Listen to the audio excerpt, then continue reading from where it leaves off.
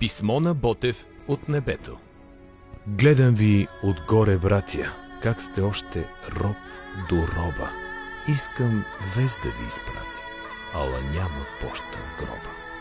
Нямам тук перо с мастило, да отново скръбен да опиша, да ви спомня черното бесило, на което Левски спря да диша.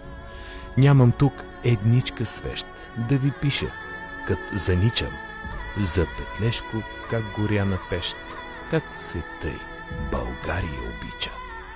Нямам тук печат ни плик, за да стигне вас, което жален пиша. Кочо, како би сина си в кобен миг и умря достойно, свободата вдишал.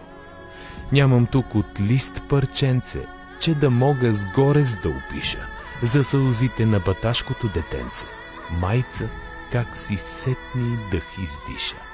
Нямам сили, ни юнашка кръв, за героите на Шипка да разкажа, за братушката помогнал пръв, робските окови да размаже. Нямам чета, ни барут, куршуми. Паднах дан в бой за свободата. Тя не чака екзер с празни думи. Свободата иска Караджата. Мен дали четете, братя, знам ли? Как сте още синца, роб до роба? Искам вази да пробудя. Как ли? Тъй си плача за отечеството в гроба.